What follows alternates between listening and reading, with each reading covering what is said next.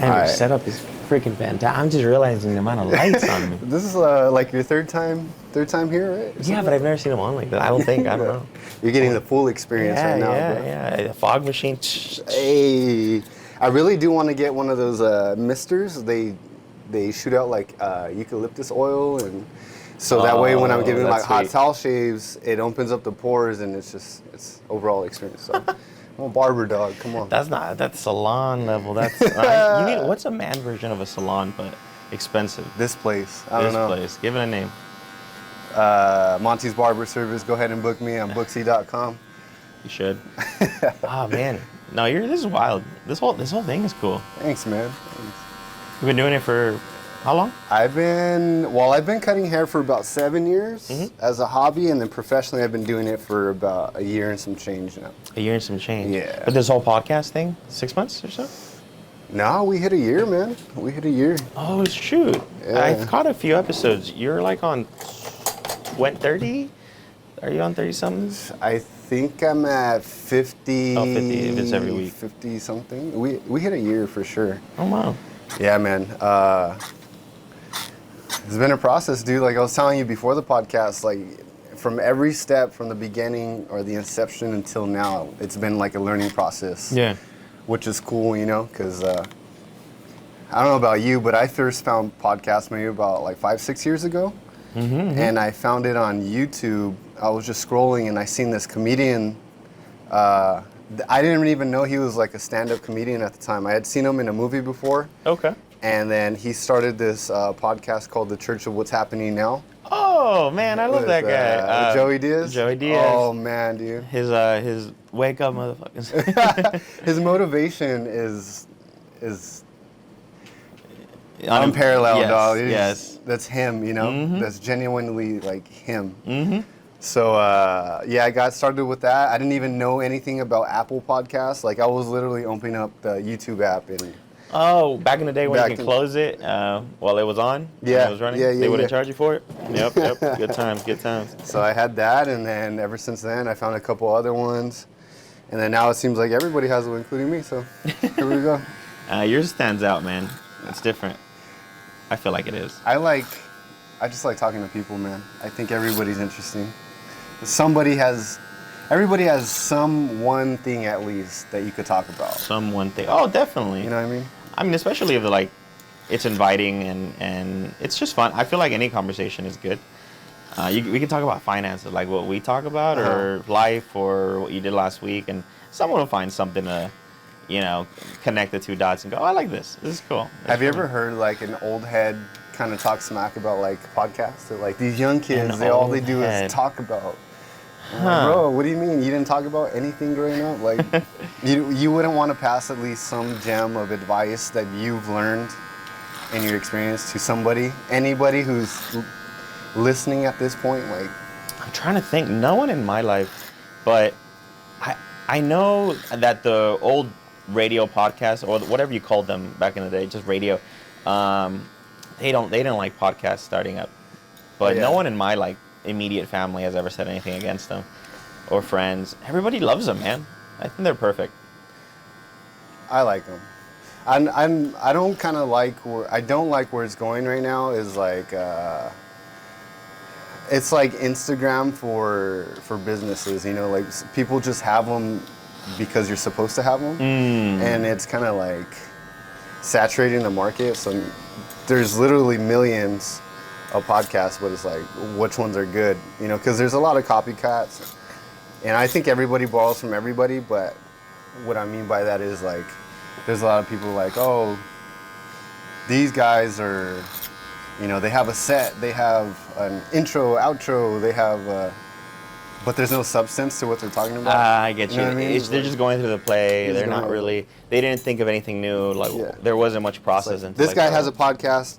I have a podcast. Yeah. This guy talks about this. I'm going to talk about generally the same thing that he's talking about. You know what I mean? Like, what can we replicate this to? Like, what was this before? Like, I don't think businesses had a radio show, right, back in the day. I don't think. You know what? I think it was either AM talk radio or it was, like the Howard Stern show, where they. this fool was just wild and talking about nothing, but he just had like fantastic guests, He hates podcasts.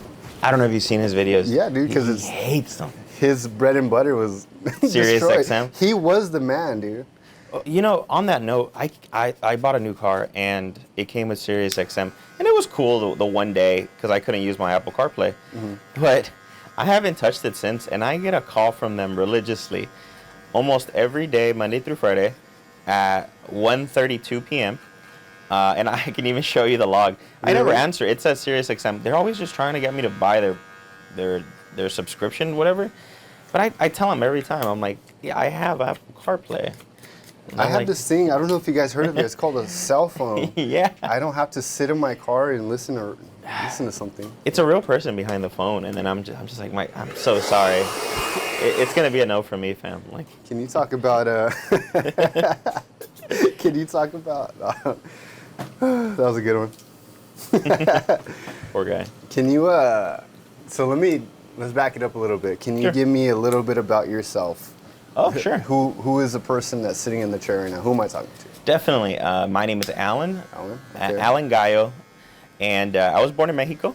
Were you? Yeah. What part? Guanajuato. Yeah. And my parents brought me here very young, like at 5 years old. And I was able to get this thing called DACA because I was born in Mexico. So I'm a dreamer, dog. Oh, I believe in your dream. Thank you, sir. And, had the opportunity to work many jobs as a kid. I went through college, passed that, and I found myself in a weird place doing DoorDash and whatnot for a few years. And next thing you knew, I found crypto, and I was investing in it for a couple of years without really thinking about it.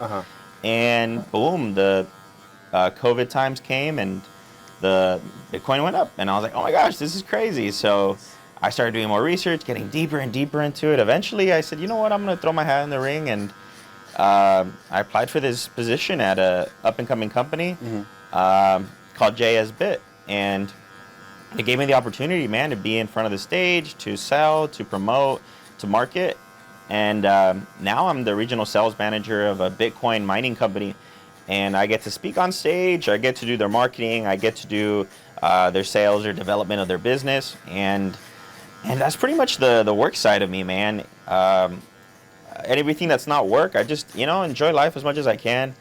And I just love a good conversation, bro. How did you get started in, like, what was the process to finding, Bitcoin, like, as far as school and stuff? Like, how did you come across this? It's fairly new, right? I mean, when did Bitcoin start? Oh, bro, that's a great story. I heard about it in college. My professor had a graph of the Bitcoin price. And he goes, does anybody knows what this is? And nobody knew what it was. Everybody thought it was just stock market chart. Only one kid in that whole class knew it. His name was Robert. And he's like, oh, that's the Bitcoin price. And everybody goes, what? And the teacher was just making fun of it. It's like, yeah, can you believe idiots are paying like $10,000, $14,000 for this thing? And that guy that stood up, he's like, I got some. It's going to be great. It's going to blow up. I have a couple of Bitcoin. And that's honestly the first introduction. I talked to him. He told me all about it. You can mine the coins. I was like, what the heck? And so I just started buying from then on. When you went to school, what was your major at the time? Business. Business? The whole way. Business development.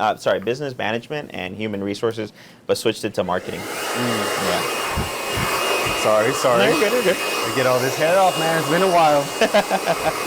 It has. I like every time you come through, dog. It's like it's a mission. It's a mission, but it comes out like, dang, it's fresh. It's a fresh canvas. 100%, bro. Yeah. I told you, you're the first barber I ever gone to. It was all salons before this. Oh, really? 100%. I think if you could find somebody who's like an actual barber and not just somebody who can cut hair, it doesn't matter if they're in a salon, a studio, a barber shop. It's the person, it's not the place. Oh, 100%. 100%. It's a vibe. It's a vibe. There you go. Like, I actually come here more than you think, faster than most places. I used to take 3 months per cut. So look at that. 8 weeks, not bad. 2 months. Hey, look at that. I shaved a month off. There we go. That's Brooksy.com, Monty's Barbershop. No. Oh, I saw you got that. That's sweet, dude. Yeah. So much more convenient, dude, because people hit you up. Oh, I did that. Sunday night. No. Oh, I forgot. There's some egregious ones. I understand. Like, I didn't even some people think. hit you up after think. coming to you for, like 3-4 years. It's and just, they know you don't work like Sundays or whatever, and they'll still hit you up like, hey, are you working tomorrow? Like, yeah. oh, Shoot, I've man. had the same schedule since I started. There's a way. So let me help you out. You do most of your business through Instagram? Yeah. Okay. There's you can still, if someone sends you a specific message, you can have the AI in Instagram respond with a specific response. Oh, really? So if you, for example, the word is book. If someone says, "Can I book you this Sunday?" and the word is book, Instagram will then respond saying, "Oh, if you're looking for my booking, here's the link," and then boom, it'll just send it to them. And I recommend. It's a really quick fix. That might actually help you out. Like for me, if it's I think I said, are we still good for Saturday? Maybe you can even put like a specific day. And then it could have sent me the link saying, "Oh, here, sign up through here." Boom. Thinking AI dog's we're gonna be in the Terminator pretty soon. You know what? I heard a great saying. People say AI will replace people. The saying said, I think people who know how to use AI will replace people who don't. And I think that's a good saying. And it's true. It's true. I've seen in my company we're reducing work, but getting the same work done. And it's all because of AI. And it's crazy. It's just the next step of like the evolution, because when they started the computers, that was supposed to free up a bunch of time for like Americans or whatever, right? Yeah. But now we're more busier than ever because more efficient. We can take on more stuff, Oh yeah, bro. I mean, I literally so I do marketing. I told my ChatGPT, I said, you are the marketing manager of a large, company. I want you to create a marketing plan for me. And then literally in the next 5 minutes, it created a legal document almost like of marketing, walking you through steps, what to do, when to do it.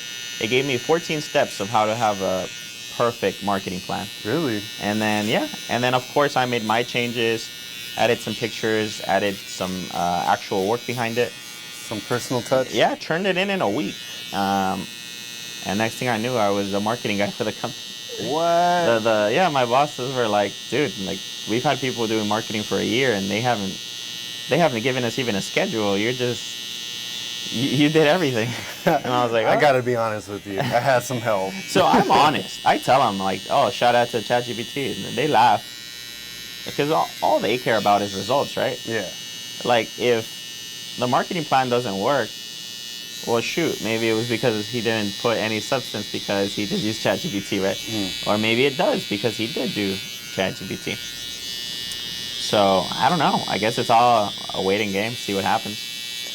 I think it's just like anything else, like how you use it is going to be you're going to see the aftermath of that, right? Like either people are going to abuse it and they're going to have all their, reports written by the ChatGPT for school, or it's going to be like a helping stone for like for like mankind, Like of course. Who knows? Oh, because yeah. isn't like the process behind that is that it scours the internet for work that's already done and it kind of puts it together itself in a cohesive way?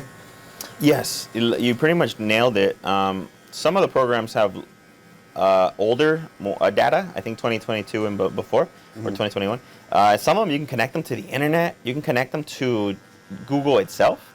So now it's ChatGPT plus Google, plus ChatGPT plus the internet, which is powerful. It gives you up-to-date info. I don't know exactly how it works, man. It just does, and that's scary. The internet. The Do you remember growing up, dude? It was just you go on the internet to download songs off of LimeWire. Oh, bro. You infect the family computer for show tunes. Oh, yeah. For the Jetsons theme song, you know what I mean? Anything. Or you purchase a song with a slight hiss on the end. Yeah. Oh, man. Nah. Good time. These dang kids today, dog, they don't know nothing. You know what? You're right. You're right. I had this coworker. This fool made fun of me, dog, for using Pandora still. I'm like, bro, I can sit through 30 seconds of ads. Like, it's not a problem. They're like, but you could pay for it, so you don't have to. I said, yeah, but that's another bill, dog. Like, Facts. you know what I mean? It's only $5, but when you have 5 things at $5, it's $25. You know? You know, I feel like we're gonna make our way around back to cable. Because every day I'm like, man, I wish there was a service with all of the channels and movies that I could pay a monthly, just one large subscription into, and then I think my mom was there. It's like, you mean just what TV is? And I was like, you're right. Dude, are we going in a big circle? Don't you think? I feel like it, man. I feel like we're going in a big circle. You know what? I think we're gonna go back to piracy before we go back to the other way, because I think eventually it's just gonna, with music, right? The reason we would steal the music is because it was just easier to steal the music. But then Apple Music, Spotify, like you said, Pandora came into play. Oh, I don't mind giving up a few dollars to have unlimited access to this music, right? Before you had to purchase song by song. With movies and TV shows, I feel like people are going to be like, no, it's too much work to get all these subscriptions. I'm just going to go to the one website where I could just steal them, right?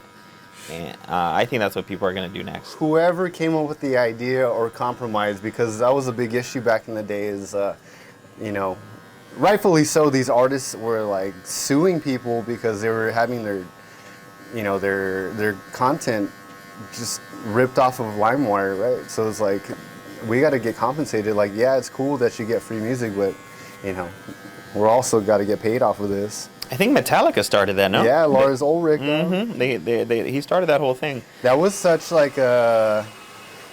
I'm not a big South Park guy, but I remember that episode. They're pretty good at like accurately displaying what's going on in like the culture right now. And they had that dude Lars Ulrich like complaining to himself in front of somebody. Oh yeah, now I can't get into my second jet plane because now I can't get a 6. It's like, bro. Yeah, no, and I get what they're saying, but man, it's just so tough. But you know what? They ended up getting screwed harder by these streaming companies now. I think they lost.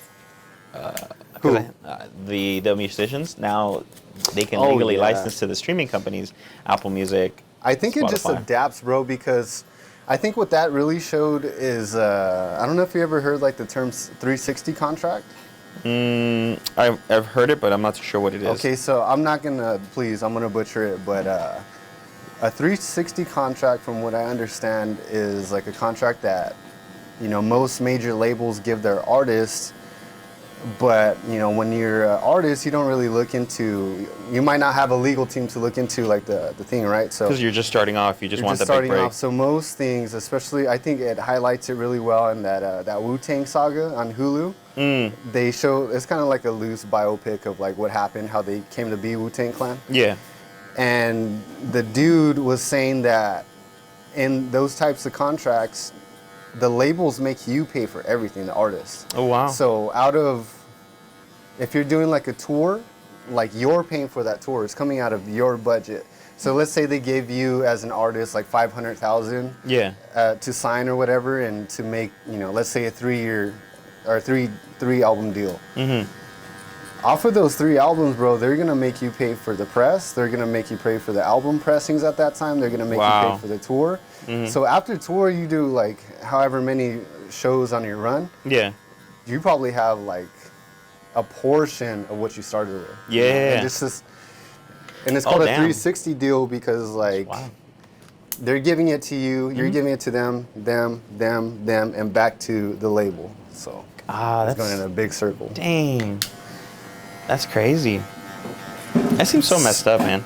Absolutely. So what I was saying before, though, is like I think it exposed that. So in the bad of like some artists losing their art per se to like streaming services and stuff, I think it exposed that the business for them getting paid out for their work was corrupt. You know what I mean? There's a little bit of good in that story, I think. Yeah, 100%. They'll find another way to screw people. Oh, if they haven't already. Somebody always finds a way to make money, bro. One of my friends, he was telling me, he's kind of like an entrepreneur mindset type dude. So he was saying during the Pokemon Go craze that him and his friend were sitting around his house, and they're like, we need to make money. You He's all, how can we make money? And they sat down for like 20 minutes. And they're like, here's what we're going to do. We're going to go to the alleys in downtown LA. We're going to buy a bunch of those power banks and USB chargers and Android chargers. Yeah. We're going to charge them up, obviously, and then we're going to go to Santa Monica Pier, and we're going to look at all the people catching the fish Pokemon, and we're going to sell them these chargers. Bro, they sold out. Wow. It's like, dude, that's a genius idea. You did, like... Buy a bunch of chargers? I think they bought the chargers for like $2 a piece. Like through Alibaba. And they sold them for like 10. Oh, wow. They'll be like, hey, here's a fully charged charger. Wow, it's smart. You want that Gyarados right there, bro? Oh, I see you're at 10%. Yeah. Damn. Walking around, seeing whoever has the lightest screen because they have turn off brightness. Yeah. That's genius. Dude, money's out there. You just gotta go get it. Did you ever get into that show, King of the Hill? Oh, I love King of the Hill. Oh my God, I was so sad that three of the main characters are dead now. Who just recently passed? That dude who voiced Dale Gribble, Johnny Hardaway. Oh, yes, he passed. He just passed, man. I was like, dang it. He was like the main dude, one of the main dudes. He made it extreme. When he was on, something was about to happen. They're remaking it. Well, they were. They were until this, I don't know. Luann died. Luann died. Lucky died. Tom Petty, he died. Mm-hmm. I was kind of reading before that they were kind of going to set it in the future a little bit. So you had like Bobby in college or whatever. Uh-huh. But, man, I think it would be kind of a miss if they did it now, because there's a lot of people that are missing. So they stopped it because of Luann, I think, no? In the beginning? Well, no, they had to run for like 13 seasons. Oh, wow. Okay. So they started in like 97, I remember. Uh-huh. And then it went all the way up to like 2009, probably. Okay. Wow. And then, I mean, for that type of show, like how fresh could you keep it, honestly? True. Not saying you can't, but... It was a show about almost nothing, but it was so good. I freaking love that show, dude. It was but great. The main dude we're talking about is that guy Dale, right? So in his character, he was a conspiracy theorist, and the government was out to get him. He was a married dude. He had his own small business. He was a pest control. Oh, that's very true. Small business, pest control. And beautiful this wife. guy, his wife was like the primary breadwinner. She was like a TV anchor or whatever. Mm-hmm. So this fool was just at home. He would probably work a couple hours out of the day and then just hang out, scour the internet all day. And I was like, dude, he was living my dream life right there, dog. Have a sugar mama and a house. Low key. Where do I sign up? My favorite one was he had to disinfect there was a pest control problem at an office and he had to get in there with inside the vents. You know when he goes to turbine? Mm-hmm. That was a great show, dude. It was so original. Like, for that show, the creators, right? Mike Judge, the guy who created like Beavis and Butthead and other projects. Yeah. Like the team behind it would actually travel to Texas to get like real references. So that's why you see like, there's Big Tex. There's like Arlen, Texas is a fictional town, but it's off of Garland, Texas. Gotcha. This is like the amount of, that's what made it good. It was like the amount of, care per se that went into it. No, so I grew up in Dallas. Did you? Yeah. Oh, I didn't so know that. I saw the show while I was there, and I was like, is every place like this?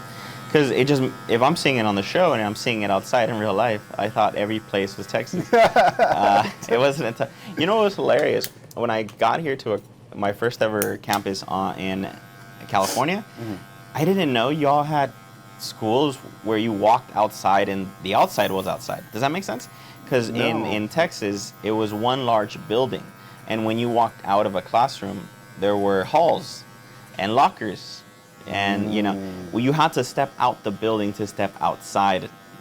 Here in LA, everything is, you walk, it's all independent cells of classrooms and you walk outside when you walk out of the classroom. So it was so weird. Like, how long were you in Dallas for? I think 5 years, 6 years. 5 years? Yeah, from the age of, I think 4 to 9, I think. Forgetting. Do you remember anything from your experience over there, like childhood, growing up? Oh, dude, yeah. When you kind of pull the veil back, a lot more racism than looking back. I just was such a kid. Don't tell me that, bro. Yeah. Okay, real quick. Yeah.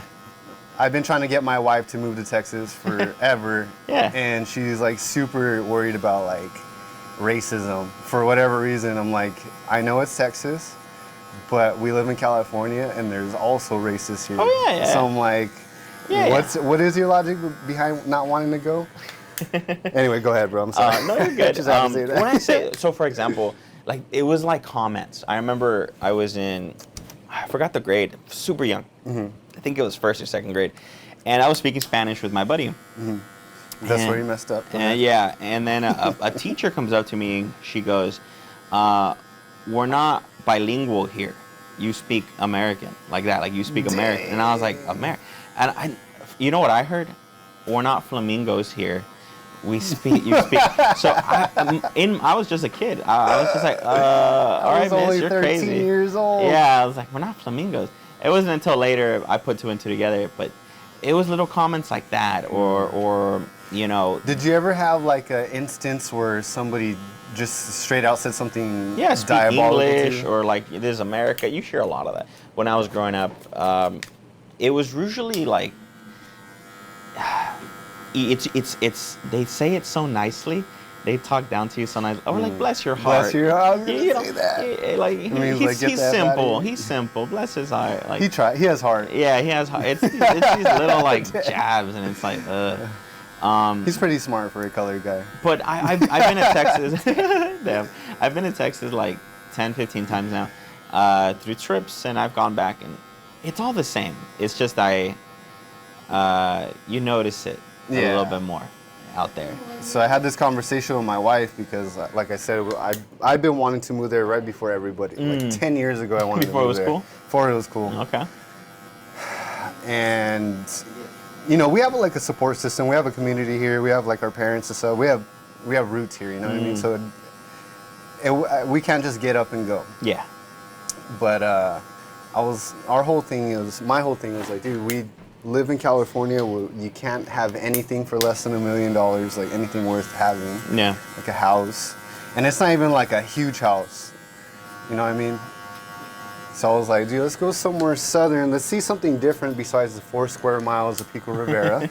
Yeah. Let's experience a different atmosphere, you know? But I know it's easier said than done, bro. Like, dude, if we could go somewhere where we can actually buy a property and have a yard to sit in. Oh, that'd be cool. And you're not getting serenaded by your neighbors taking a shower. Like, that's a win in my book, bro. 100%.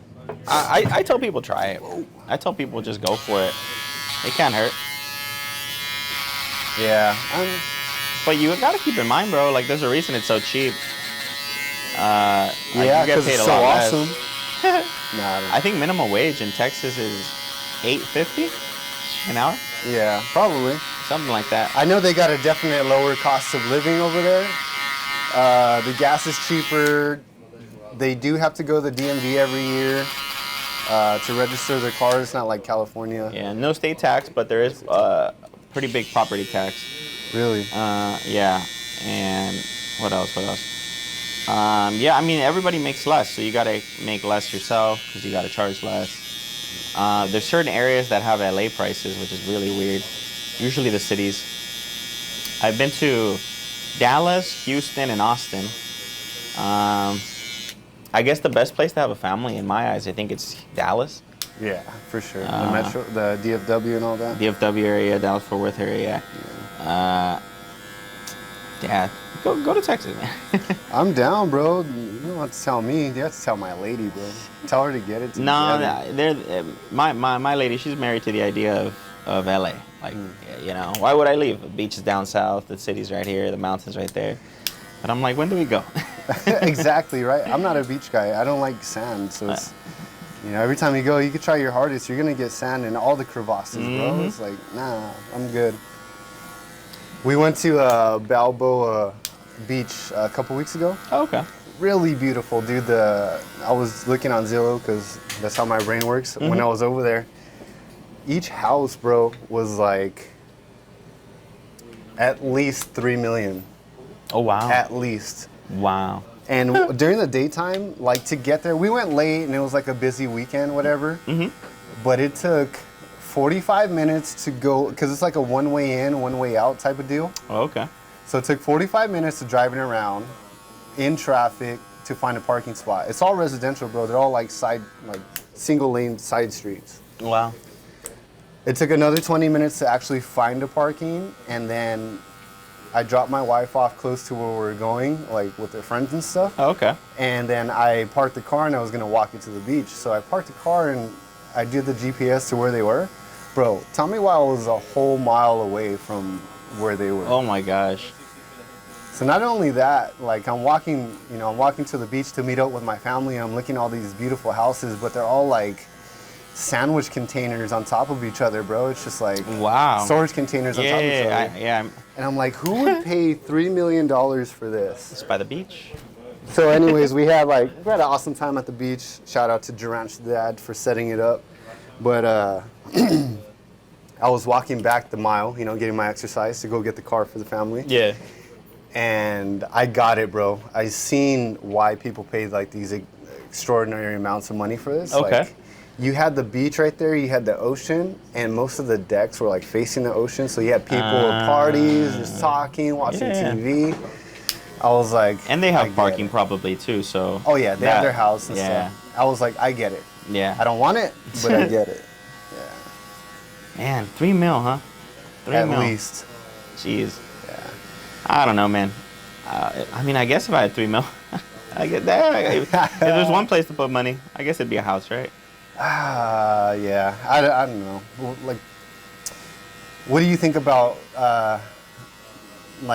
houses and owning them and like that side of business? Like, have you ever delved or thought about getting into that? Real estate, in a sense? Yeah. Real estate, buildings, commercial, residential. Yeah. So real estate, I think it's gonna be my next venture, maybe in my 30s.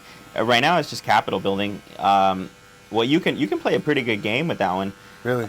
If you have enough capital, you can get your first house with the FHA loan. And what you can do with that is you can buy like a duplex or a triplex, and then just rent out 2 or even all 3, rooms or whatever, and then start making money off that. After the year's over, you can move out and then move the third person in. If you haven't married somebody yet, you can actually, both of you can take advantage of your own first-time home buyer. So you can have a triplex, she can have a triplex, and then boom, you can live in one, whatever. I'm trying to see what game to play, but yeah, I want a house, man. I want a house too. I just don't want to pay, $13 million for a 1-bedroom over here now. That's the low end. I know, I mean, people are starting to build their houses on the side of the street, on the sidewalks. Oh man, you seen these? You seen some of those setups, bro? The wood ones, and people are gonna start pulling up with cement, man. I seen this one on Instagram, bro. This guy had a multi-room tent outside. He had running water. Oh. He had a pool. Wow. He had like a hose connected somewhere. Yeah. He had a jacuzzi. He had a I think I saw the same video. Yes. He was living like a baller, dog. Is it the same guy that he was actually renting rooms, quote unquote? Or no? Are we thinking of the same one? Tell me your version. It was under a bridge, and he had it was all on the sidewalk, and he had different rooms, and one room was like a jacuzzi room, and then there was like 3 bedrooms. He would rent out for like $10 a night. No? I didn't know about that one, but that's genius. I need to buy his book, bro. Yeah, man. What's his podcast name? From rags to rags. I don't know, bro. Like, From rags to rags.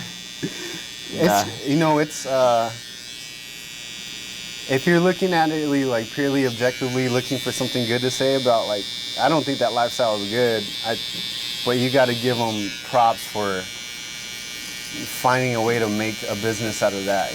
These people are crazy with the ingenuity of working with what they got. So a couple years ago, during the height of the pandemic, when I got into cycling, bicycles. Yeah. So I would ride to the beach or ride around the riverbeds, whatever, and get a little workout in. Yeah. So I was going up towards El Monte in the San Gabriel River, and I got right there next to the freeway off of Peck and Rosemead. Yeah. Or South El Monte, whatever. And I go under this bridge, bro, and there's like, from the start of it all the way to the end, there was a tent just lined up one after another. Oh, yeah. These fools had lights. They had a parking garage for their bikes or whatever they were towing around. Yeah. And come to find out from one of my other coworkers, just on top of the bridge right there is the Social Security office. Oh, so they just go up and pick up their check or whatever? Post up, and they're right there next to the spout, dog, just collecting. Wow. I was like, genius. I got to work for my living. I can't just sit there and collect. I know there's like mental health. No, of course. But then there are some people who just don't want to work and collect, right? I was like, I couldn't do that, but hey, dog, you got to respect. Like, these guys made a city, and, you know. Made it work. Population U-town, bro. I did feel really sad, though, because as I was passing by, these two guys were coming up with this girl from the riverbed. Mm-hmm. And they looked like they were doing bad intentions, so I was like, oh, man. It's tough, bro. It's tough to see, man. There was this one time, bro, we went to downtown LA. We're gonna pass out like blankets and shirts and stuff to, like, you know, whoever was there willing to accept. Mm-hmm. And I'm talking to this lady, bro. It's me and my wife, girlfriend at the time. I'm talking to this lady. She was telling us like the whole story, you know, how she got there, whatever. Yeah. Mid-sentence, this like flock of seagulls come and just started dropping missiles. Boom, boom, boom. Oh, wow. It hit everywhere but us, but it landed all on the target of that lady. Oh. I felt so bad, dude. I was like, oh. Man. What are the chances of that? Like, what did you do, bro? What did you do? That's crazy. Man, it's, you know, as you get older, you know, friends do things, they move on. I saw a friend of mine from high school. He was homeless. It was crazy. He recognized me, but he wasn't all there. He looked defeated. He looked down. I'm like, what happened to you? He was a guy that was well dressed. He wore those really nice Levi's, the expensive ones. You know, he had the nice cut, everything. I was like, damn. I knew he was doing drugs and stuff. I didn't realize it got to that point already. Last time I had seen him, and why it was so impactful was, it was like 3 years before that day, and he was at the gym, working out by himself, but with no intention. If you know what that means, like, he would go up to a weight, lift up once, and then move on to another workout, and then he'd do one thing on that workout, and then move to. So he had like no sets, like, plan and he just looked so gone. He was just going with it. He was just like an NPC? Yes. Oh, gosh. And it was like, I wanted to say hi to him, but I was like, I don't even think he knows where he's at. Like, I'm just gonna walk away. I was trying to wait a little bit before we went into the murky waters. Okay. But what do you think about, like, that stuff, like the NPCs of this world? Like, how do you think people get to that point of, I know it's like the simple answer, drugs, hard lifestyle, but like, what causes somebody to just turn off and go into autopilot like it's that? easier. You I feel like so? we all do it from time to time. No, you've never driven home from work and you realize, oh, how did I get here? Like, you know, you kind of just turn off. That happens to me a lot when I drive. I'm gonna be honest. Yeah. I'm a good driver. But what I'm talking about is different than, you know, everyday life. You know, me and you working 8 to 12 hours a day, tired, right? Mm-hmm. These guys chose to live that life. They live on the street now. And whatever they're on is controlling them and making them do things that you wouldn't normally do. You know, it's not work tired. It's I get you. Substance tired. I don't know. Like, how do you think people get there? That always trips me out.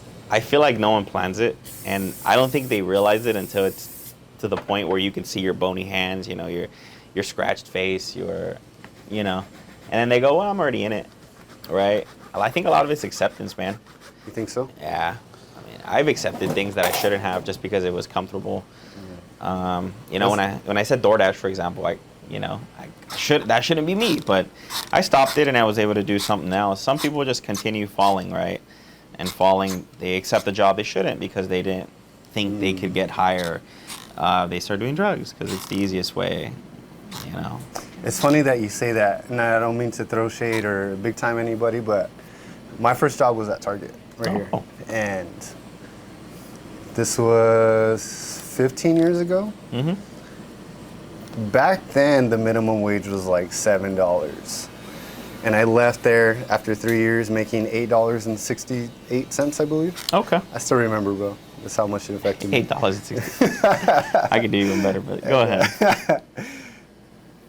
So I was like, dude, I remember having a conversation with one of my friends that I started with, and we went to high school together, and she was like, I want to leave, but I'm scared because this is my first job. I was like, dude, we're making nothing. Like, what are you scared of? I know. That you're going to run into more money? Like, what? What's your problem? You only knew. So anyways, I go back like 13 years later, and there's still people that I was working with back then there. Like, same position, doing the same thing. I get it. The whole spiel, you got to do what you got to do. It's probably, just bill money or play money, but like if we're talking about like some people just getting complacent and where they're at in life, like I think some of those people definitely for sure. Yeah, when I thought you said NPC was more like people who have no idea what they're doing on a day-to-day basis. Oh, that too. Well, I mean, we're kind of jumping in and out, but in and out, yeah. That makes sense. It's tough, man. Everybody has a downtime. Some people last a long time, and some people don't make it out, bro. You know what trips me out is like you're doing something that you kind of want to do, right? Like at least in the field of, it feels like it's the place. Yeah. Yeah. What was the process for you like going into that? Because I know a little bit about you, but like you said you wanted to be in business management. You went to school for business, right? I wanted to own my own business. You wanted to own your own business. Like what sparked that for you? Like not wanting to work at a 9 to 5 or and yet here I am. It's all steps, but it was my family. My godfather, he owned a restaurant right here in Pico, and Taco Boy. Go check it out. Taco Boy. Yeah, fire. and I kind of saw what he was doing. I liked the life he was living, and I said I can have that, and it's possible, and that got me into business. So I went to school for business, and life has a crazy way. I still know I'm going to own a business. It's just not in the cards right now. That kind of. But you have a goal to work towards, though? Oh, of course, yeah. The goal is independence, ultimately. Yeah. You leave a boss's office, and this happens to me from time to time. They call you in to tell you how you're doing that year, or the raise is coming, and they always tell you the same thing. Doesn't matter which boss. Oh, you almost did great. Like, I'll try to see if I can get you a raise. You can give him 110%, but he needed 130. You could have made him $200 million the year before, and it's not going to be good enough. Yeah, but someone else in sales made $210 million, right? So you're not whatever. And sometimes it's lies, and sometimes that's the way they keep you there. It's motive, right? Like, hey, oh dang, I gotta bring him down, right? Yeah. And it's funny you said what you said, because I'm making more money than I've ever made. But it's the same excuse that I was told when I was working at a restaurant, which was, oh, you should be happy with this $7.50 an hour, Yeah. Same. I get the same thing now making what I make. It's like, oh, you should be happy because this is the most money we pay anybody in the company.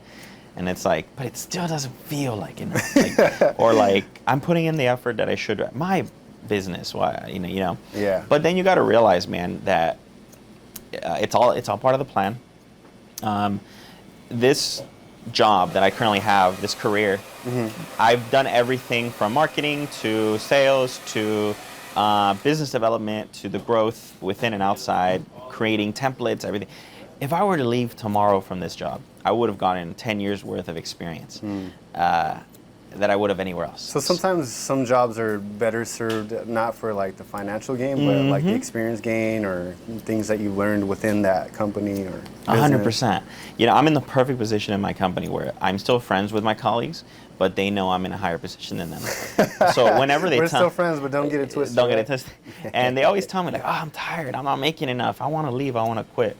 And I always tell them like, if your whole goal here was to make money, then you maybe should have looked up a place with the same amount of money but less work. But if your goal was to pick up skills, then that's what you should go after. Because if then there's nothing else but money, you won't put in as much effort, if that makes sense. Right. So, and a lot of my colleagues are super young, and you get really what's the word? Antsy. When I'm in a manager's office, I just want to quit. Like I just want to go. I could do better. Not because I can't, because I know I don't like the company or anything. It's because I go, damn it. Like he's telling me that I'm not doing great, even though I know I am. And then you kind of get in your own head. You're like, oh. But I've had to always stop myself or go to the restroom or something and tell myself, you need this job, damn it. You need this job. Then you go back into the office and you're like, you're right, sir. I'll do better next. I'll it's make an you ego. another 100 million. Don't worry. Yeah, it's an ego thing. But, that's why I tell you, make a plan. You got to stay. I think that's kind of good in some situations, right? Because you need that humility.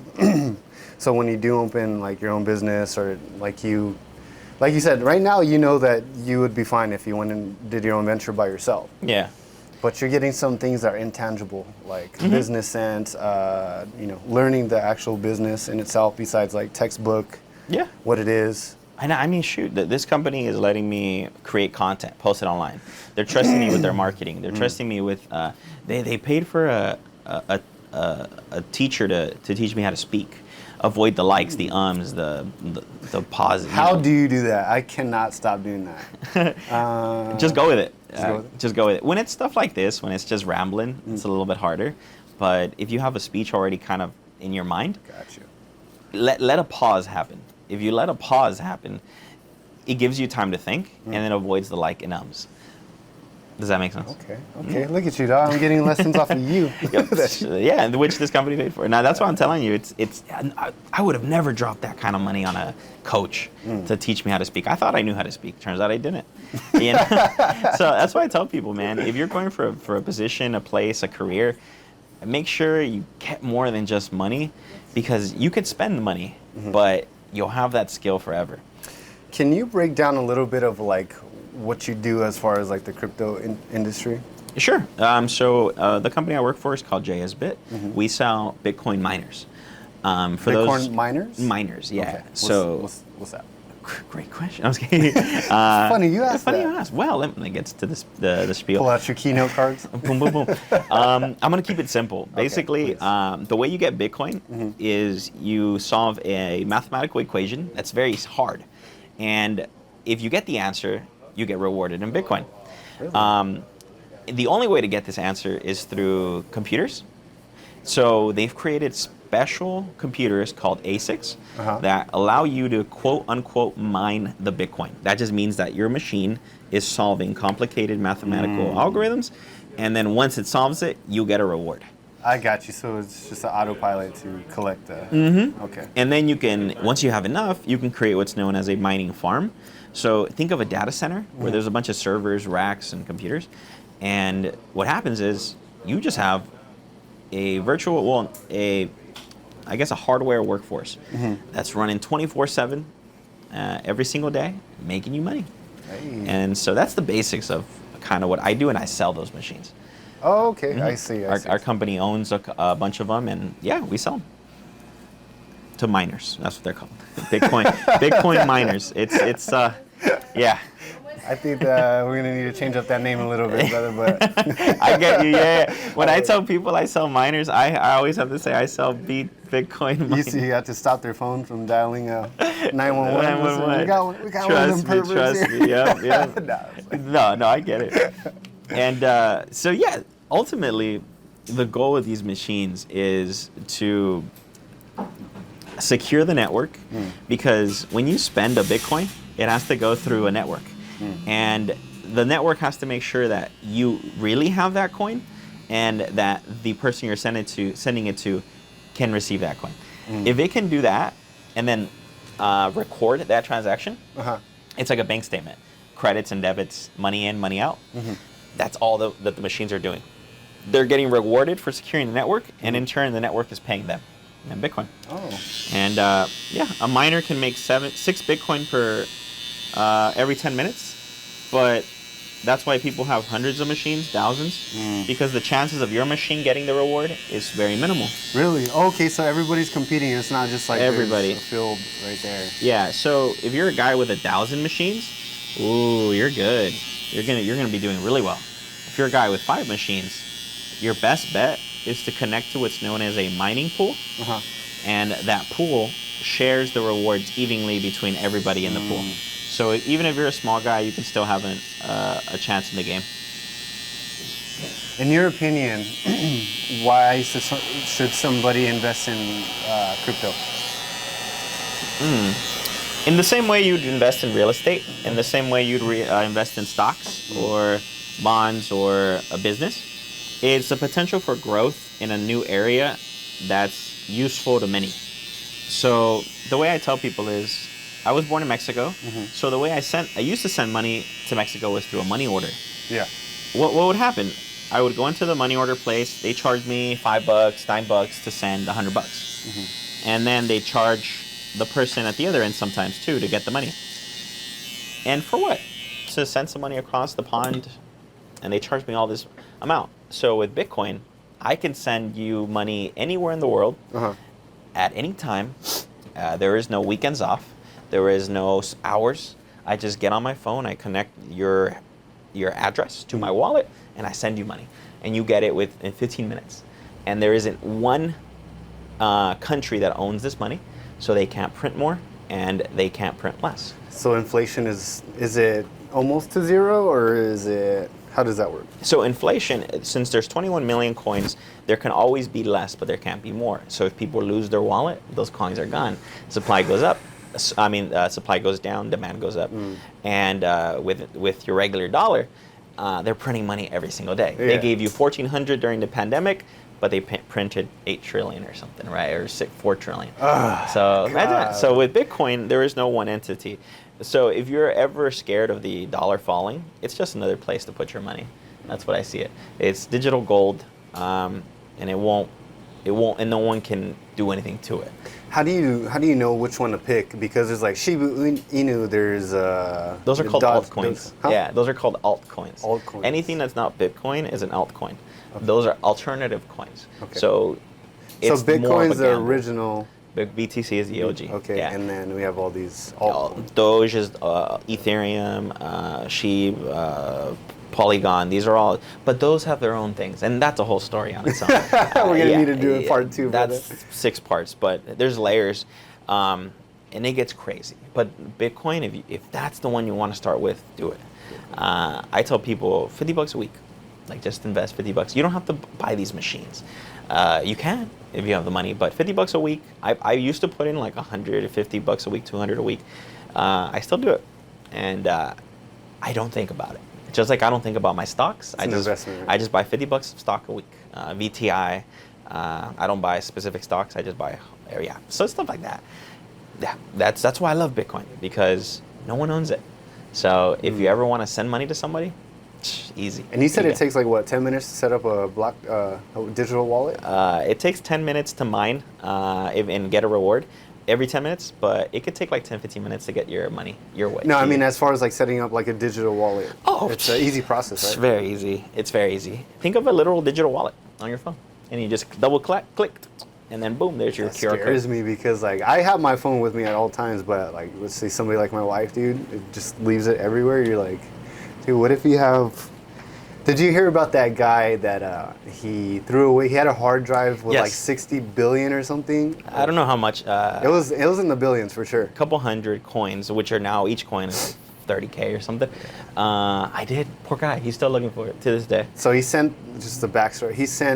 He threw away like this hard drive, and it went to the dump or whatever, and he's still searching till this day that dump. That thing's gone, bro. Oh. 100%. And then you still got to remember your password to get in there, right? Like, so that's the thing. You can actually, depending on where he had it, his were probably all on his computer.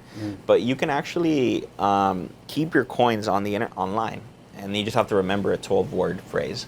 It's a 12-word password. 12-word phrase. Yeah, which is strong. If that's up to me, dog, that money's gone. This is true.